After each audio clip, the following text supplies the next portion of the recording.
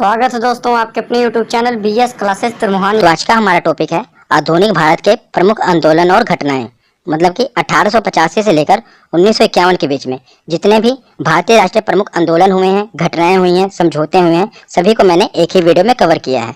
आजकल एग्जामिनर क्या कर रहा है, आधुनिक भारत के जितने भी आंदोलन हैं सभी को बहुत डीपली पूछ रहा है। इसलिए मैंने जितने भी आंदोलन हैं प्रमुख, होम रूल आंदोलन हो, लखनऊ पैक्ट हो, रोलेट एक्ट हो, खिलाफत आंदोलन हो, गोलमेज सम्मेलन हो, सभी को मैंने डीपली बहुत ही अच्छे तरीके से कवर किया है।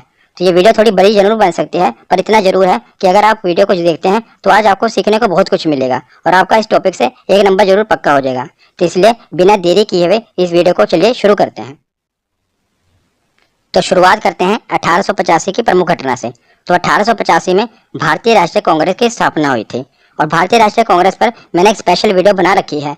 अगर आपने उसे अभी तक नहीं देखा तो मैं आई बटन में उस वीडियो का लिंक दे दूंगा। आप इस वीडियो के खत्म होने के बाद आई बटन पर क्लिक करके उसे जरूर देख लेना। मैंने उसमें कांग्रेस के जितने भी अधिवेशन है सभी को कवर किया है, तो इसमें भी मैं कांग्रेस के बारे में थोड़ा बता देता हूँ। तो भारतीय राष्ट्रीय कांग्रेस की स्थापना अगर एग्जैक्ट डेट पूछी जाए तो 28 दिसंबर 1885 को इसकी स्थापना हुई थी और इसके संस्थापक थे एलन ऑक्टेवियन ह्यूम, जिन्हें ए.ओ. ह्यूम भी कहा जाता है, और ये स्कॉटलैंड के निवासी थे।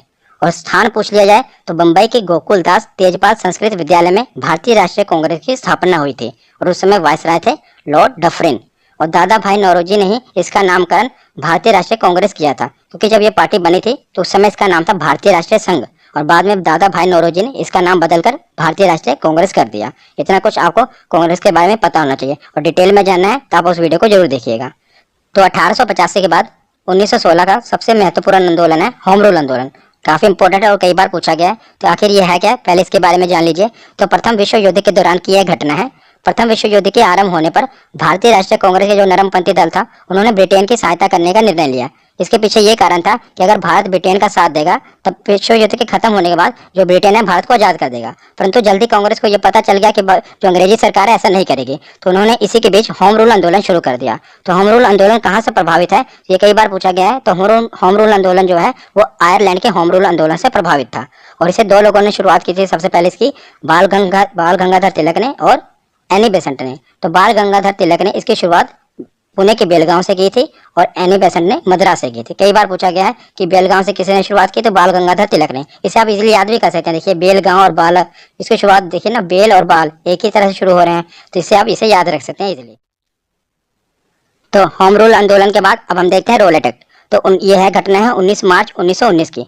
तो 1919 में तीन प्रमुख घटनाएं हुई थी और तीनों काफी इंपॉर्टेंट है, कई बार पूछी गई हैं। पहला है रोलेट एक्ट, दूसरा आगे हम पढ़ेंगे जलियांवाला बाग हत्याकांड और तीसरा है खिलाफत आंदोलन। ये तीनों ही इंपॉर्टेंट है और हिस्ट्री बहुत ही मजेदार है। अगर आप इसे लिंक करके पढ़ेंगे तो आपको बहुत ही ईजी लगेगी। तो जैसा कि हमने देखा होम रूल आंदोलन के समय क्या हुआ था कि जो भारतीय थे इन्होंने ब्रिटेन का साथ दिया था कांग्रेस ने, ये सोच के कि भारत को आजाद कर देंगे, और उसके परिणाम स्वरूप उन्होंने वो रोलेट एक्ट लेकर आ गए। तो रोलेट एक्ट क्या था, ये काला कानून था जिसके अंतर्गत किसी भी व्यक्ति को संदेह के आधार पर गिरफ्तार किया जा सकता था। मतलब अगर अंग्रेजी सरकार को किसी भी व्यक्ति पर शक हो जाता था तो वह उसे बिना अपील के और बिना दलील के उसे गिरफ्तार कर सकती थी। इसीलिए इसे बिना वकील, बिना अपील और बिना दलील का कानून कहा गया, किसे, रोलेट एक्ट को। और रोलेट एक्ट के तहत थी सैफुद्दीन किचलू और डॉक्टर सत्यपाल, ये दोनों पंजाब के लोकप्रिय नेता थे। इन्हें 10 अप्रैल 1919 को गिरफ्तार कर लिया गया। देखिए रोलेट एक्ट आया 19 मार्च 1919 को और 10 अप्रैल 1919 को पंजाब के जो दो लोकप्रिय नेता थे सैफुद्दीन किचलू और डॉक्टर सत्यपाल, इन दोनों को ही इसके तहत गिरफ्तार कर लिया गया। तो गिरफ्तार किया गया 10 अप्रैल को। उसके 3 ही दिन बाद 13 अप्रैल 1919 को, 13 अप्रैल को वैसाखी मनाई जाती है। तो वैसाखी वाले दिन ही जलियांवाला बाग में का हत्याकांड हुआ था। तो इसमें क्या होता है, रोलेट एक्ट के विरोध में पंजाब के अमृतसर के जलियांवाला बाग में एक सभा बुलाई गई थी, क्योंकि जो पंजाब के नेता थे उन्हें गिरफ्तार किया गया था, इसलिए पंजाब में ये सभा बुलाई गई थी और वहां पर शांतिपूर्ण विरोध चल रहा था कि हम अपने नेता को कैसे छुड़ाएं, और रोलेट एक्ट का विरोध कर रहे थे। पर जनरल डायर ने क्या किया, वहां पर उन पर अंधाधुंध गोलियां चलवा दी और काफी लोग उस समय मारे गए थे। और इस घटना के विरोध में महात्मा गांधी जी ने केसरी हिंद की उपाधि और रविंद्रनाथ टैगोर ने सर की उपाधि लौटा दी थी। इन्हें अंग्रेजी सरकार के द्वारा केसरी हिंद की तो उपाधि मिली थी महात्मा गांधी जी को और सर की उपाधि मिली थी रविंद्रनाथ टैगोर जी को।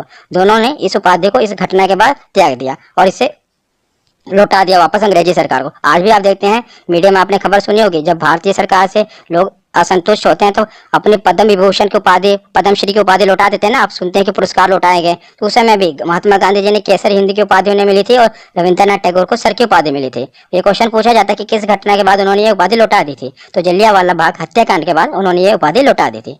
और इस घटना होने के बाद एक कमीशन बैठाया गया जिसे कहा जाता है हंटर कमीशन। तो हंटर कमीशन नियुक्त किया गया था इस घटना की जांच के लिए कि आप देखिए किसकी गलती थी, पर कुछ हुआ नहीं इसमें। और सरकारी रिपोर्ट के अनुसार, इस रिपोर्ट के अनुसार कि उन्होंने बताया कि सिर्फ 379 व्यक्ति ही मारे गए हैं, परंतु कांग्रेस समिति के अनुसार बताया गया कि लगभग 1000 व्यक्ति इस घटना के दौरान मारे गए थे। पर जो उस रिपोर्ट आई थी उसमें बताया गया कि सिर्फ 379 व्यक्ति ही मारे गए हैं। और आपको यह भी याद रखना है कि जो जलियांवाला बाग हत्याकांड हुआ था इसमें एक भारतीय था जिसने जनरल डायर का सहयोग किया था, उसका नाम था हंसराज। तो हंसराज नामक भारतीय ने जनरल डायर का सहयोग किया था उस समय। यह क्वेश्चन अभी तक पूछा नहीं किया, पर जब एग्जामिनर को जो शिफ्ट को टफ बनाना होता है तो ऐसा क्वेश्चन वो पुट कर देता है। इसलिए आप इसे भी याद रखिएगा कि जलियांवाला बाग जो हत्याकांड हुआ था उसमें हंसराज नामक भारतीय ने जनरल डायर का सहयोग किया था उस समय। तो जलियांवाला बाग हत्याकांड के बाद अब हम देखते हैं खिलाफत आंदोलन। यह भी 1919 की ही घटना है। तो 3 घटना है आपको याद रखनी है 1919 में। पहला रोलेट एक्ट, दूसरा उसके विरोध में जलियांवाला बाग हत्याकांड हुआ, और तीसरा खिलाफत आंदोलन। तो खिलाफत आंदोलन क्या है ये भी मैं आपको बताता हूँ। तो खिलाफत आंदोलन तुर्की में खलीफा के पद के समर्थन में ब्रिटेन के खिलाफ आंदोलन था। तो आखिर खलीफा का पद क्या था जिसके समर्थन में भारतीय थे और ब्रिटेन इसके खिलाफ था? तो मैं आपको बताता हूँ, तुर्की में जो खलीफा का पद था यह मुसलमानों के लिए एक धार्मिक पद था। मतलब खलीफा का जो पद था इसे ये मुसलमानों के लिए एक धार्मिक पद था, जिसे ब्रिटेन सरकार क्या कर चाहती थी, उसे खत्म करना चाहती थी। इसलिए जो पूरी दुनिया के मुसलमान है इसे नाराज हो गए, और इसका जो असर भारतीय मुसलमानों पर भी देखने को मिला। भारतीय मुसलमान भी नाराज हो गए कि आप कैसे हमारे खलीफा का पद को मतलब खत्म कर सकते हैं। इसलिए ये आंदोलन हुआ जिसे खिलाफत आंदोलन कहा गया। और भारत में इस खिलाफत आंदोलन की शुरुआत किसने की? तो शौकत अली और मोहम्मद अली, इन 2 भाइयों ने इसकी शुरुआत की थी खिलाफत आंदोलन की। इन्हें अली बंधु के नाम से भी जाना जाता है। कई बार ऐसा लिखा होता है कि खिलाफत आंदोलन की शुरुआत अली बंधु ने की, तो उनका नाम था शौकत अली और मोहम्मद अली, जिन्हें अली बंधु कहा जाता है। याद रखिएगा आप इसे। अब खिलाफत आंदोलन के बाद 1919 में खिलाफत आंदोलन हुआ और 1920 में असहयोग आंदोलन हो गया। 1 अगस्त 1920 को महात्मा गांधी जी के नेतृत्व में असहयोग आंदोलन शुरू किया गया। असहयोग आंदोलन क्यों शुरू किया गया? क्योंकि असहयोग आंदोलन इसलिए शुरू किया गया क्योंकि हंटर आयोग ने कोई फैसला नहीं लिया और खिलाफत आंदोलन से भी कोई बात नहीं बन रही थी। इसलिए 1920 को असहयोग आंदोलन शुरू कर दिया गया। और असहयोग आंदोलन का मतलब ही है कि अंग्रेजी सरकार का सहयोग ना करना। आप देख रहे हैं ना, इस असहयोग, असहयोग का मतलब क्या कि अंग्रेजी जो सरकार थी उसका बिल्कुल सहयोग ना करना।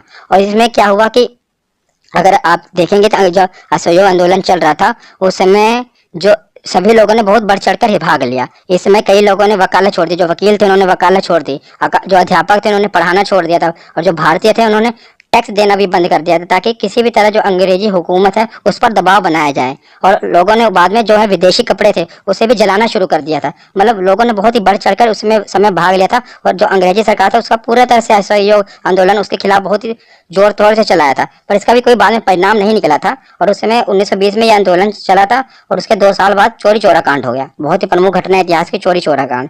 तो महात्मा गांधी जी के असहयोग आंदोलन के दौरान 4 फरवरी 1922 को कुछ लोगों की गुस्साई भीड़ ने क्या किया, गोरखपुर के एक थाना था चोरी चोरा, तो उसमें पुलिस थाने में आग लगा दी, जिसमें क्या हुआ 23 पुलिस वालों की मौत हो गई।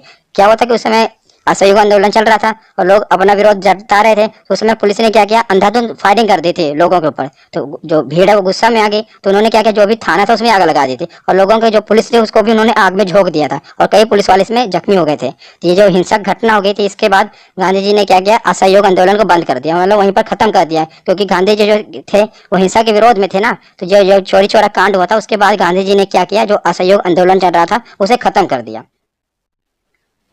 तो 1922 के बाद अब हम देखते हैं 1930 का सविनय अवज्ञा आंदोलन। इसके बीच में भी गांधी जी ने कई आंदोलन किए, पर मैंने उसको स्पेशल एक वीडियो में बता रखा है। गांधी जी से रिलेटेड जितने भी आंदोलन है सभी को मैंने उस वीडियो में बताया, छोटी सी वीडियो में, मैं आई बटन में उसका भी लिंक दे दूंगा, आप उसे जरूर देख लेना। इसमें मैं बस ये प्रमुख आंदोलन को ही कवर कर रहा हूँ।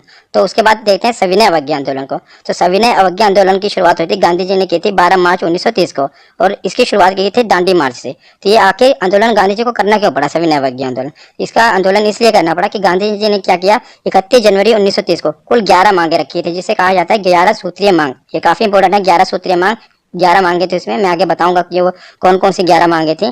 तो वायसराय उस समय थे लॉर्ड इरविन, उनके सम्मुख क्या क्या गांधी जी ने 11 कुल मांगे रखी थी, और लॉर्ड इरविन ने क्या किया, उसे अस्वीकार कर दिया, मतलब उसे नहीं माना, जिसके परिणाम स्वरूप गांधी जी ने सविनय अवज्ञा आंदोलन को शुरू कर दिया और काफी जोरों से इस आंदोलन को शुरू किया। तो सविनय अवज्ञा आंदोलन के दौरान ही गोल में सम्मेलन शुरू हो गया। 3 गोलमेज सम्मेलन हुए थे और काफ़ी इंपॉर्टेंट है, मोस्ट इंपॉर्टेंट। कई बार एग्जामिनर इनसे सवाल पूछता है और बहुत ही डीपली पूछता है, इसलिए मैंने बहुत ही अच्छे तरीके से इसे कवर किया, ध्यान से सुनिएगा। तो 3 गोलमेज सम्मेलन हुए थे।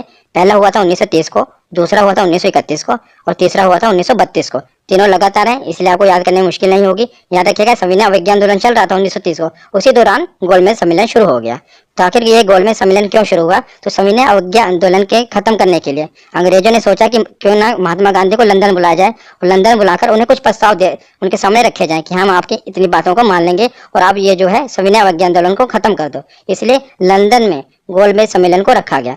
तो इसे आप जैसे नाम पे देख रहे हैं गोल मेज मतलब राउंड टेबल, तो इसे राउंड टेबल कॉन्फ्रेंस कहते हैं, क्योंकि उस समय ये राउंड टेबल पर ही सम्मेलन हुआ था। अब इसका भी एक मतलब होता है, जैसे कि आप ये देख रहे हैं रेक्टेंगुलर टेबल, यहाँ पर जो व्यक्ति बैठता है वो क्या होता है, वो हेड होता है। घर का जो आप डाइनिंग टेबल भी देखेंगे कि जहाँ पर सब बैठकर रोटी खाते हैं, वहाँ पर भी आप इस चेयर पर किसको बैठाते हैं? घर के जो मुखिया होते हैं और बाकी फैमिली के मेंबर यहाँ पर बैठते हैं। पर जो राउंड टेबल होता है इसमें सभी बराबर हैं, कोई मुखिया नहीं, कोई बड़ा नहीं, कोई छोटा नहीं। अगर राउंड टेबल में मीटिंग हो रही है मतलब सबके बराबर है। तो अंग्रेज बहुत चलाते हुए दिखाना चाहते थे कि हम भारतीयों को बराबर अधिकार दे रहे हैं, राउंड टेबल मीटिंग रख रहे हैं, मतलब कोई बड़ा नहीं है कोई छोटा नहीं है, इसलिए उन्होंने गोल में सम्मेलन रखा है। इसका भी अपना मतलब एक मकसद था उस समय उनका। तो आपको यह भी याद रखना है कि जो तीनों गोल में सम्मेलन हुए थे एक ही जगह पर हुए थे। कहाँ पर? लंदन में हुए थे। और बाबा साहब भीमराव अंबेडकर जी ने तीनों गोल में सम्मेलन में भाग लिया था, और भी कई लोगों ने लिया था, पर हरदम एग्जाम में यही पूछा जाएगा और ऑप्शन में आपको बाबा साहब भीमराव अंबेडकर ही दिया होगा, इसलिए याद रखिएगा भीमराव अंबेडकर जी ने तीनों गोल में सम्मेलन में भाग लिया था। और जो तीनों गोल में सम्मेलन थे उस समय इंग्लैंड का एक ही प्रधानमंत्री था जिसका नाम था रैमजे मैकडोनाल्ड। याद रखिएगा कौन? Ramsay MacDonald. तो तीनों गोल में सम्मेलन कहाँ हुए थे? लंदन में हुए थे। भीमराव अंबेडकर जी तीनों में भाग लिया था और उस समय प्रधानमंत्री थे रैमजे मैकडोनाल्ड। तो अब देखते हैं पहला गोलमेज सम्मेलन। तो पहला गोलमेज सम्मेलन हुआ था 12 नवंबर 1930 को। आपको बस 1930 याद रखना है, डेट आपको नहीं याद रखनी। और ये कहाँ पर हुआ था? तो सेंट जेम्स पैलेस जो कि लंदन में है, वहीं पर पहला गोलमेज सम्मेलन हुआ था। और उसमें वायसराय कौन थे? तो लॉर्ड इरविन वायसराय थे उस समय। और भारतीय राष्ट्रीय कांग्रेस और महात्मा गांधी जी ने इसमें भाग नहीं लिया था, क्योंकि 1930 में क्या चल रहा था? सविनय अवज्ञा आंदोलन चल रहा था, सभी अंग्रेजों के विरोध थे, तो कैसे उसमें भाग लेंगे? इसलिए कांग्रेस ने और महात्मा गांधी जी ने इसमें भाग नहीं लिया था। और भाग किसने लिया था? तो मुस्लिम लीग के नेता मोहम्मद अली जिन्ना, आगा खां और मोहम्मद अली, इन तीनों ने इसमें भाग लिया था। तो पूछा जाता है कि मुस्लिम लीग के किस नेता ने भाग लिया था, तो ऑप्शन में दिया होगा, तो आपको याद रखिएगा मोहम्मद अली जिन्ना, आगा खां और मोहम्मद अली, इन्होंने इसमें भाग लिया था। और अब दलित वर्ग के नेता बाबा साहब भीमराव अंबेडकर जी ने भी इसमें भाग लिया था, क्योंकि मैंने शुरुआत में ही आपको बताया ना कि बाबा साहब भीमराव अंबेडकर ने तीनों गोल में सम्मेलन में भाग लिया था, तो इस समय भी वो दलित वर्ग के नेता के रूप में गए थे वहां पर। तो बाबा साहब भीमराव अंबेडकर ने भाग लिया था इसमें, याद रखिएगा। पर कांग्रेस और महात्मा गांधी ने भाग नहीं लिया था प्रथम गोल में सम्मेलन में। तो प्रथम गोल में सम्मेलन के बाद अब हम देखते हैं गांधी इरविन समझौता। तो जो पहला गोल में सम्मेलन था वो अंग्रेजों ने क्यों रखा था? ताकि गांधी जी को बुलाया जाए और उनसे कुछ जो लुभावने प्रस्ताव उन्हें दिया जाए और उसके बाद उन्हें कहा जाए कि जो आप सविनय अवज्ञा आंदोलन कर रहे हैं इसे खत्म कर दीजिए। पर गांधी जी जब वहां पर पहुंचे नहीं, तो जो गोल में सम्मेलन का उसका मतलब कोई मतलब नहीं रह गया। इसलिए उसके बाद उसके ठीक ही बाद गांधी इरविन समझौता हुआ। तो गांधी इरविन समझौता महात्मा गांधी और वायसराय, उस समय का वायसराय कौन था? मैंने बताया था ना, लॉर्ड इरविन था। तो उसी के बीच में ये समझौता हुआ, जिसे महात्मा गांधी का और इरविन के बीच में समझौता, इसलिए से गांधी इरविन समझौता कहा गया। तो उसमें लॉर्ड इरविन ने कुछ शर्तें रखी थी। पहली शर्त थी कि सविनय अवज्ञा आंदोलन को समाप्त किया जाए। दूसरी शर्त थी कि कांग्रेस जो है दूसरे गोलमेज सम्मेलन में भाग लेने लंदन आए। और तीसरी शर्त थी कि जो ब्रिटिश सरकार का बहिष्कार किया जा रहा है, मतलब जो वहाँ का उनके सामान का बहिष्कार किया जा रहा है, वो ना किया जाए। तो ये 3 शर्तें लॉर्ड इरविन ने महात्मा गांधी के समक्ष रखी। तो महात्मा गांधी जी ने भी इसके बदले में क्या, वही अपनी 11 सूत्रीय मांग, 11 मांगे रखी थी। अगर आप अब मेरी ये 11 मांगों को मान लोगे तो मैं जो है सविनय अवज्ञा आंदोलन को खत्म कर दूंगा और दूसरे गोलमेज सम्मेलन में भी भाग लूंगा। पर उस समय अंग्रेजों ने क्या कहा कि हामी भर दी कि हाँ, हम आपकी 11 मांगों के मान लेंगे और आप दूसरे गोलमेज सम्मेलन में भाग लेने के लिए आ जाइए। पर बाद में उन्होंने इस मांग को माना नहीं और बाद में महात्मा गांधी जी ने भी तीसरे गोलमेज सम्मेलन में भाग नहीं लिया और फिर से सविनय अवज्ञा को आंदोलन को शुरू कर दिया। मैं आगे आपको बताऊंगा, बस आप इतना समझिए कि उस समय उसने हामी भर दी और गांधी और इरविन के बीच में ये समझौता हो गया कि गांधी जी दूसरे गोलमेज सम्मेलन में भाग लेंगे। तो अब हम देखते हैं, पहले 11 सूत्रीय मांग देख लेते हैं, क्योंकि ये काफी इंपॉर्टेंट है। एग्जाम में कैसे पूछा जाएगा मैं आपको वो भी बता देता हूँ। कुल 11 मांग है जो गांधी जी ने उसमें इरविन के समक्ष रखी थी। और एग्जाम में आपको क्या होगा, 4 ऑप्शन आएंगे, उसमें से 3 मांगे होंगी और एक मांग है जो गांधी जी ने नहीं रखी होगी। और आपसे यही पूछा जाएगा कि इसमें कौन सा गलत कथन है। तो आप कैसे पता लगाएंगे? अगर आपको 11 सूत्रीय मांग पता होगी तभी ना। तो पहली मांग गांधी जी ने रखी थी लॉर्ड इरविन के सामने कि पूर्ण रूप से शराब पर प्रतिबंध कर दिया जाए, शराब को बंद कर दिया जाए, बैन कर दिया जाए। दूसरी मांग थी कि विनिमय की दर घटाकर 1 शिलिंग 4 पैसा कर दी जाए। तीसरी मांग थी जो भूमि लगान है आधा हो और उस पर काउंसिल का नियोजन रहे। चौथी मांग थी कि जो नमक पर कर लग रहा है इसे समाप्त कर दिया जाए। पांचवी मांग थी कि जो सेना संबंधी व्यय है उसे कम से कम 50% की कमी हो, मतलब सेना पर ज्यादा खर्चा ना हो। और छठवीं मांग थी कि जो बड़ी बड़ी सरकारी नौकरियों का वेतन है उसे आधा कर दिया जाए। और सातवीं मांग थी कि जो विदेशी वस्त्रों के आयात पर जो निषेध कर लगे, जो आयात हो रहा है विदेशी वस्त्रों पर उस पर एक कर लगाया जाए, जिसका नाम रखा है निषेध कर लगे। और आठवीं जो मांग थी वो थी कि भारतीय समुद्री तट पर केवल भारतीय जहाजों के लिए सुरक्षित रहे, मतलब जो भारतीय जहाज है उनके लिए सुरक्षित किया जाए उसे, और इसके लिए कानून का निर्माण हो। और नौवीं मांग थी कि जो सभी राजनीतिक बंदी हैं उन्हें छोड़ दिया जाए, मतलब जिन्हें को भी अंग्रेजी सरकार ने क्या किया, बंदी बनाकर रखा हुआ राजनीतिक लोगों को उनको छोड़ दिया जाए। और 10वीं मांग थी कि गुप्तचर पुलिस हटा दी जाए अथवा उस पर जनता का नियंत्रण रहे। मतलब अंग्रेजों ने क्या किया था ना, आपको पता है, रोलेट एक्ट लगाया था, मतलब किसी को भी शक के आधार पर गिरफ्तार कर दिया जाए, जिसे गुप्तचर पुलिस कहा गया था। उसे उन्होंने गांधी जी ने कहा इसको हटा दिया जाए। और 11वीं मांग थी कि आत्मरक्षा के लिए हथियार की अनुमति दी जाए, कि अगर किसी भी व्यक्ति को अपनी रक्षा के लिए हथियार रखने की अनुमति दी जाए। ये कुल 11 मांगे थी जो उस समय गांधी जी ने इरविन के समक्ष रखी थी, इसलिए आपको इसे पता होना चाहिए। तो अब हम देखते हैं दूसरा गोलमेज सम्मेलन। तो दूसरा गोलमेज सम्मेलन हुआ था 1931 को। तो गांधी इरविन के बीच में समझौता हुआ। तो उसके समझौते के तहत क्या करना था कि गांधी जी को इस सम्मेलन में भाग लेना था। तो गांधी जी ने इस सम्मेलन में भाग लिया था। तो ये कहाँ पर हुआ था, तो सेंट पॉल पैलेस, जो कि लंदन में है, क्योंकि तीनों सम्मेलन कहाँ पर हुए थे, तो लंदन में ही हुए थे। और उसमें वायसराय कौन था, तो लॉर्ड लिनलिथगो उस समय वायसराय था। पहले सम्मेलन में कौन वायसराय था, लॉर्ड इरविन, और दूसरे में लॉर्ड लिनलिथगो। तो कौन कौन से सदस्य ने इसमें भाग लिया था, तो मुस्लिम लीग की तरफ से मोहम्मद अली जिन्ना आए थे, और दलित वर्ग के नेता बाबा साहब भीमराव अम्बेडकर, इन्होंने तो तीनों ही सम्मेलन में भाग लिया था। और सबसे महत्वपूर्ण क्या है कि कांग्रेस की तरफ से प्रतिनिधि कौन आए थे, महात्मा गांधी। और महात्मा गांधी जी एस राजपूताना नामक जहाज से लंदन आए थे। एसएससी में कई बार पूछा गया है कि महात्मा गांधी जी किस जहाज से लंदन आए थे दूसरे गोलमेज सम्मेलन में भाग लेने के लिए, तो याद रखिएगा एस राजपूताना जहाज से।